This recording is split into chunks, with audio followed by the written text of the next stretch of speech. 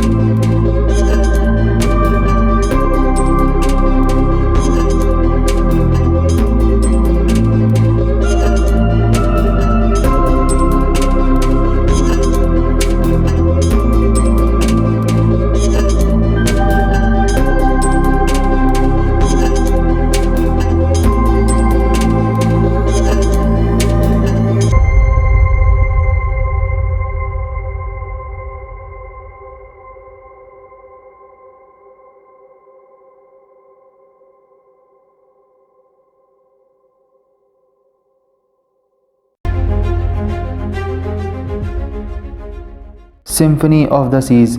जी friends, ये एक Oasis class cruise ship है। इस जहाज़ को रॉयल कैरिबियन इंटरनेशनल ही ऑपरेट करता है। आज के दौर में फ्रेंड्स, ये जहाज़ दुनिया का सबसे बड़ा जहाज़ माना जाता है। फ्रेंड्स, ये जहाज़ 2017 में समंदर में लॉन्च किया गया। दोस्तों, ये जहाज़ देखने में ही बहुत बड़ा और अनोखा नज़र आता है। इस जहाज़ की लंबाई तकरीबन 362 मीटर है और इसकी टोटल ऊंचाई 730 मीटर के करीब है।